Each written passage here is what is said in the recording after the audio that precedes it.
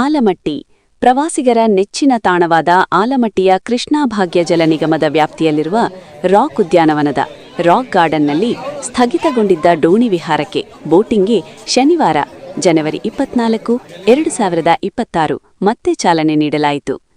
ಸಚಿವರಾದ ಶಿವಾನಂದ ಎಸ್ ಪಾಟೀಲ್ ಅವರು ದೋಣಿ ವಿಹಾರಕ್ಕೆ ಮರುಚಾಲನೆ ನೀಡಿ ಪ್ರವಾಸಿ ಸೌಲಭ್ಯಗಳನ್ನು ವೀಕ್ಷಿಸಿದರು. 2016ರಲ್ಲಿ ಘಟನೆ ಆಗಿ ಅದನ್ನು ಬಂದ್ ಮಾಡತಕ್ಕಂಥ ಪರಿಸ್ಥಿತಿ ಉದ್ಭವವಾಗಿದೆ. ಆದರೆ ಇವತ್ತು ಬಹಳಷ್ಟು ಪ್ರವಾಸಿಗರಿಗೆ ಇದೊಂದು ಶೈಕ್ಷಣಿಕ ಸ್ಥಳ ಇದೆ. ಇದರಲ್ಲಿ ಎಲ್ಲ ರೀತಿ ಸ್ಪೋರ್ಟ್ಸು ಮಕ್ಕಳಿಗೆ ಸಿಗಬೇಕನ್ನುವಂಥ ಆಸೆ ಇಟ್ಕೊಂಡು 7 ಗಾರ್ಡನ್ಗಳಿದ್ದಾವೆ. ಸೈನ್ಸ್ ಪಾರ್ಕ್ ಇದೆ, ರಾಕ್ ಗಾರ್ಡನ್ ಇದೆ, ಮ್ಯೂಸಿಕ್ ಫೌಂಟೇನ್ ಇದೆ. ಇದರ ಜೊತೆ ಇದು ಜಲಕ್ರೀಡೆ ಕೂಡ ಪ್ರಾರಂಭ ಮಾಡ್ತಕ್ಕಂಥ ವಿಚಾರ ಇದೆ. ಈ ದೋಣಿ ವಿಹಾರ ಇವತ್ತು ಈ ಸಿಲ್ವರ್ ಲೇಕ್ ಗಾರ್ಡನ್ನಲ್ಲಿ ಇವತ್ತು ಪ್ರಾರಂಭ ಆಗಿದೆ. ಇದು ಬಹಳಷ್ಟು ಮಕ್ಕಳಿಗೆ ಮತ್ತು ಪ್ರವಾಸಿಗರಿಗೆ ಒಂದು ಶೈಕ್ಷಣಿಕ ಸ್ಥಳ ಆಗಿ ಪರಿವರ್ತನೆ ಆಗ್ತದೆ. ಆಫ್ಟರ್ KRS ಮುಗಿದ್ಮೇಲೆ ಉತ್ತರ ಕರ್ನಾಟಕದಲ್ಲಿ ಎಲ್ಲಾದರೂ ಎಷ್ಟು ದೊಡ್ಡ ಜಾಗ ಇರ್ತಕ್ಕಂಥ ಕ್ಷೇತ್ರ ಅಂದರೆ ಆಲಮಟ್ಟಿ. ಆ ಹಿನ್ನೆಲೆಯಲ್ಲಿ ಇಲ್ಲಿ ಇವತ್ತು ದೋಣಿ ಇದು ಬೋಟ್ಗಳನ್ನು ಪ್ರಾರಂಭ ಮಾಡಿದ್ದೀವಿ. ವಾಟರ್ ಸ್ಪೋರ್ಟ್ಸ್ಗಳನ್ನು ಕೂಡ ಆದಷ್ಟು ಫೆಬ್ರವರಿ ಒಳಗಾಗಿ ಮಾಡ್ತಕ್ಕಂಥ ವ್ಯವಸ್ಥೆ ನಾವು ಮಾಡ್ತೀವಿ. ವಾಟರ್ ಸ್ಪೋರ್ಟ್ಸ್ ದರ ಹೆಚ್ಚಿಗೆ ಏನು ಆಗಂಗಿಲ್ಲ. 50 ರೂಪಾಯಿಗಿಂತ 200 ರೂಪಾಯಿ ಇಲ್ಲಿ 50, 100 ಇದೆ ಸರ್. 200 ಮಾಡಿಯೋ ನನಗೆ ತೋರಿಸಿದ್ದು ಸರ್. ಅದು ಇಲ್ಲ ಸರ್, ಅದು ವಾಟರ್ ಪಾರ್ಕ್ನಾಗ ಬರ್ತದೆ ಸರ್. ಇನ್ನ ಇಲ್ಲಿ ಬಂದಿಲ್ಲ. ಈಗ ಇರೋದು 50 ಮತ್ತು 100 ಅಷ್ಟೇ. 50, 100 ಸರ್. ಎಲ್ಲದಕ್ಕೂ 50, 100 ಅಲ್ರಿ? 50, 100 ಮೇಂಟೈನ್ ಮಾಡ್ಬೇಕಲ್ರಿ. ಭಾಳ ಮಂದಿ ಸೆಕ್ಯೂರಿಟಿ ಗಾರ್ಡೇ ಬೇಕಾಗ್ತದೆ. ಅದು ಇರ್ಲಿ ಅಂತ ಹೇಳಿ ಮಾಡಿದ್ವಿ. ಮತ್ತೆ ಇನ್ನೂ ಒಂದು ಸ್ವಲ್ಪ ಏನ್ರೆ ಬೇಕಾದ್ರೆ ಕಡಿಮೆ ಮಾಡಿಸೋ ಪ್ರಯತ್ನ ಮಾಡೋಣ. ಅದಕ್ಕೇನು ಇದು ಇಲ್ಲ. ಅದು ಪ್ರಾರಂಭ ಆದ್ರೂ ಆಗಲಿ. 100 ವರ್ಷ ಇದೇ ಥರ ಇರುತ್ತೆ ಅಂತ ಅದು ಭವಿಷ್ಯ ನಾನು ಹೇಳಕ್ಕೆ. ಇವತ್ತಂತೂ ಅವ್ರಿಗೇನು ವರ್ಕೌಟ್ ಆಗತ್ತೆ ಅದು ಮಾಡಬೇಕು. ನೋಡೋಣ ಆ ಟೈಮ್ನಲ್ಲಿ ವರ್ಕೌಟ್ ಆಗ್ತದೆ ಅವರಿಗೆ. ಯಾಕಂದರೆ ಅವರು ಸಿಬ್ಬಂದಿನ ಹಾಕಬೇಕಲ್ಲ, ಮೇಂಟೈನ್ ಮಾಡಬೇಕು. ಪ್ರವಾಸಿಗರು ಬರ್ತಾರೆ ಸರ್. ಬೋಟಿಂಗ್ ಸಂಖ್ಯೆನೇ ಕಡಿಮೆ ಆಗಿದೆ ಸರ್. ಈಗ ಏನಾಗೈತಿ, ಪ್ರವಾಸಿಗರ ಸಂಖ್ಯೆ ಭಾಳ ಕಡಿಮೆ ಆಗ್ತದೆ. ಆ ಟೆಂಟ್ ಹಿಡಿದವ್ರಿಗೆ ದೊಡ್ಡ ಸಮಸ್ಯೆ ಆಗುತ್ತೆ. ಒಂದು ರೀಸನ್ನಿಂದ ಸ್ವಲ್ಪ ಕಡಿಮೆ ಆಗಿತ್ತು. ಈಗೇನಿಲ್ಲ. ಇನ್ಮೇಲೆ ಈಗೇನಾಗಿತ್ತು ಅಂದ್ರೆ ಕೊರೋನಾ ಬಂದಾಗಿನಿಂದ ಸ್ವಲ್ಪ ಎಲ್ಲಾನು ಅಫೆಕ್ಟ್ ಹಾಕೋದು ಹೋಗಿದ್ವು ಅಲ್ವಾ. ಅವಾಗಿನಿಂದ 2-3 ವರ್ಷ ಸಮಸ್ಯೆ ಇದ್ದೇ ಇತ್ತು. ಇನ್ಮೇಲೆ ಎಲ್ಲ ಪಾಪ ಮಕ್ಕಳಿಗಾದ್ರೂ, ವಿಶೇಷವಾಗಿ ಉತ್ತರ ಕರ್ನಾಟಕ ಜನರಿಗೆ ಮಕ್ಕಳಿಗೆ ಇದೊಂದು ಅನುಕೂಲ ಆಗ್ತದೆ.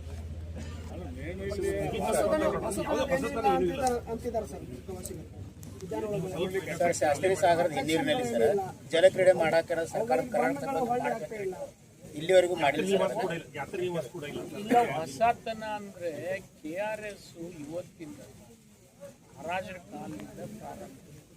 ಅದನ್ನ ನೋಡಿ ಇಲ್ಲಿ ನಾವು ಮಾಡ್ತಾ ಇದ್ದೀವಿ. ಹಂತ ಹಂತವಾಗಿ ಇಷ್ಟಂತೂ ನಾವು ಮಾಡಿದ್ದೀವಿ. ಇನ್ನೂ ಒಂದು ಏನು ವಿಚಾರ ಅಂದರೆ ಇದ್ರ ಜೊತೆಯಲ್ಲಿ ನೀರಾವರಿಗೂ ಆದ್ಯತೆ ನಾವು ಕೊಡಬೇಕಲ್ಲ. ಆ ಸಿಕ್ಕಂಥ ನೀರು ಉಪಯೋಗ ಮಾಡ್ಕೊಳ್ತಕ್ಕಂಥ ಹಿನ್ನೆಲೆಯಲ್ಲಿ ಸ್ವಲ್ಪ ಸ್ಲೋ ಆದರೂ ಆಗಿರ್ಬೋದು. ನಾವಿಲ್ಲ ಅಂತ ಹೇಳಿದ್ವಿ. ನಾವೀಗ ಆದ್ಯತೆ ಕೊಡ್ತಕ್ಕಂಥದ್ದು ಮೊನ್ನೆ ಕೂಡ ಬಜೆಟ್ನಲ್ಲಿ ಲ್ಯಾಂಡ್ ಅಕ್ವಿಷನ್ಗೆ ಆದ್ಯತೆ ಕೊಟ್ಟಿವಿ. ನಾವು ಒಂದು ಕಾಲದಲ್ಲಿ ಲ್ಯಾಂಡ್ ಅಕ್ವಿಷನ್ ಮಾಡಿದರೆ ಇಷ್ಟೊತ್ತಿಗೆ ಪ್ರಾಜೆಕ್ಟೇ ಮುಗಿದು ಹೋಗ್ಬಿಡ್ತೀವಿ.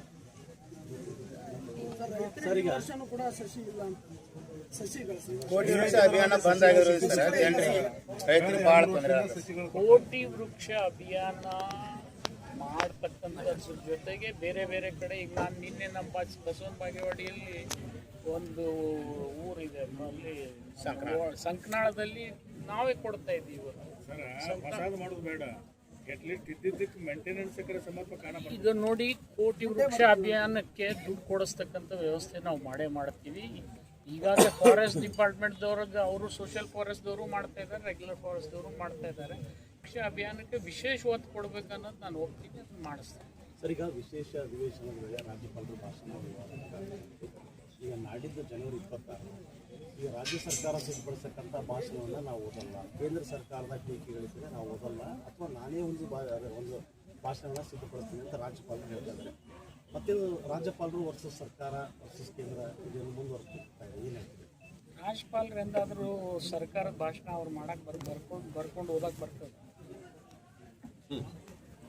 ಸರ್ಕಾರ ಯಾವುದೇ ಇರಲಿ, ವಿರೋಧಿ ಪಕ್ಷದ ಇರಲಿ, ಬೇರೆ ಬೇರೆ ಪ್ರಾದೇಶಿಕ ಪಕ್ಷ ಇರಲಿ, ಅದಕ್ಕೆ ತಂದೇ ಆದಂಥ ಒಂದು ಪ್ರಣಾಳಿಕೆ ಇದ್ದೇ ಇರ್ತದೆ. ಆ ಪ್ರಣಾಳಿಕೆನೇ ಓದಬೇಕಲ್ಲ. ಈಗ ನೀವು ಹೇಳ್ತೀರಿ MNRG ಏನು ಇದು ಮೊದಲಿಂದ ಇತ್ತಲ್ವ, ಇದೇನು ಮಹಾತ್ಮ ಗಾಂಧಿ ಹೆಸರ ಮೇಲೆ ಇದ್ದಿದ್ದನ್ನು ತೆಗೆದು ಹಾಕ್ತಕ್ಕಂಥ ಅವಶ್ಯಕತೆ ಏನಿದೆ? ಮಹಾತ್ಮ ಗಾಂಧಿ ಒಬ್ಬರು ರಾಷ್ಟ್ರಪಿತ, ಅವ್ರ ಹೆಸರಲ್ಲೇ ಇದ್ದಿದ್ದನ್ನೇ ಇರಲಿ ಅಂದರೆ ತಪ್ಪ ಅಲ್ಲ. ನೀವೇ ಓದ್ಲಕ್ಕಾಗತ್ತೆ. ಈಗ ಸಾಮಾನ್ಯ ಮನುಷ್ಯ ಮನ್ರೇಗಾ ಆದರೆ ಲಘು ಹೇಳ್ತಾನೆ, ಜಿ ರಾಮ್ ಜಿ VBG ಅಂತ ಕುಂದ್ರಬೇಕಲ್ಲ, ಅದು ಏನು ಅನ್ನೋದು ಗೊತ್ತಾಗೋದಿಲ್ಲ. ಗಣರಾಜ್ಯೋತ್ಸವಕ್ಕೂ ಅದು ಸಂಘರ್ಷ ಆಗ್ತಾ ಇದೆ ಅಂತ. ಗಣರಾಜ್ಯೋತ್ಸವಕ್ಕೆ ಏನು ಸಂಬಂಧ?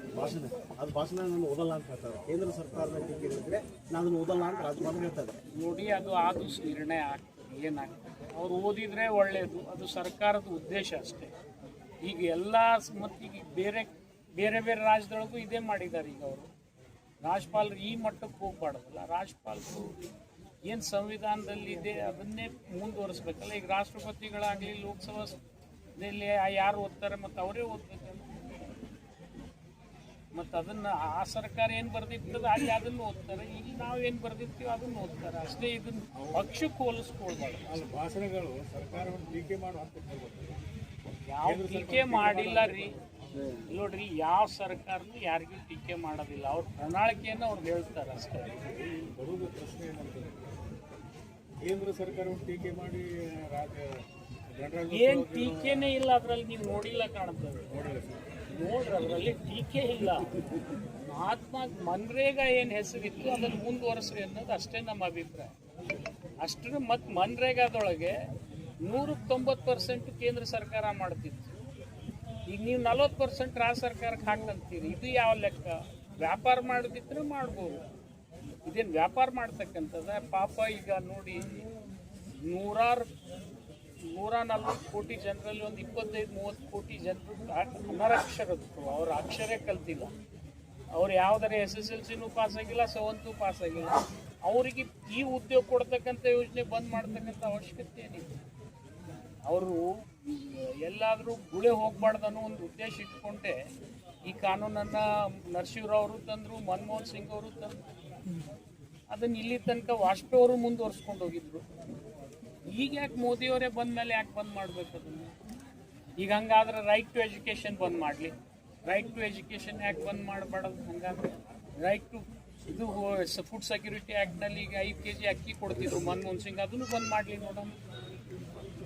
ರಾಜ್ಯಪಾಲರು ಕೇಂದ್ರದ ಕೈಗೊಂಬೆ ವರ್ತನೆ ಮಾಡ್ತಾ ಇದ್ದಾರೆ. ನಮ್ಮ ಅಭಿಪ್ರಾಯ ಇಷ್ಟೇ, ಯಾವುದೇ ರಾಜ್ಯಪಾಲರಿಗೆ ಅವ್ರು BJP ಅವ್ರು ನಿಯುಕ್ತಿ ಮಾಡಿದ್ರು ಕೂಡ ಈ ಥರದ ಒಂದು ಟ್ರೈನಿಂಗ್ ಕೊಡಬಾರ್ದು. ಇದು ಕೇಂದ್ರ ಸರ್ಕಾರ ರಾಜ್ಯಪಾಲರಿಗೆ ಯಾರ್ಯಾರನ್ನು BJP ರಿಸೀಮ್ ಬಂದ್ಮೇಲೆ ಕಳಿಸ್ತಾ ಇದ್ದಾರೆ, ಅವ್ರಿಗೊಂದು ಟ್ರೈನಿಂಗ್ ಕೊಡ್ತಾ ಇದ್ದಾರೆ. ಈ ಥರ ಮಾಡಿ ಅದು ಆಗಬಾರ್ದು. ಸರ್, ವಿಜಯಪುರ ಜಿಲ್ಲೆಯನ್ನು ಹೈದರಾಬಾದ್ ಕರ್ನಾಟಕ 371 ಸೇರಿಸಬೇಕನ್ನೋಂಥ ಬೇಡಿಕೆ ಇದೆ ಸರ್. ಈ ಕುರಿತು ನಮ್ಮ ಸರ್ಕಾರ ಏನಾರ ಆಲೋಚನೆ ಮಾಡಿದೆ ಸರ್? ನಾವೇ ಒತ್ತಾಯ ಮಾಡಿದ್ವಿ. ಅಂದರೆ ನಾವು ಮುಂಬೈ ಕರ್ನಾಟಕ ಪ್ರಾಂತದಲ್ಲಿರೋದ್ರಿಂದ ನಮ್ಗೆ ಆಗಲಿಲ್ಲ. ಅದಕ್ಕೆ ಅದು 371J ನಾವು ಬಿಜಾಪುರ ಸೇರಿಸಿದೆ ಅಂತೇಳಿ ನಾವು ಎಲ್ಲ ಜನಪ್ರತಿನಿಧಿ, ನಾನು ಒಬ್ಬನಲ್ಲಿ ಎಲ್ಲರೂ ಒತ್ತಾಯ ಮಾಡಿದ್ವಿ Bijapur. Okay sir, thank you.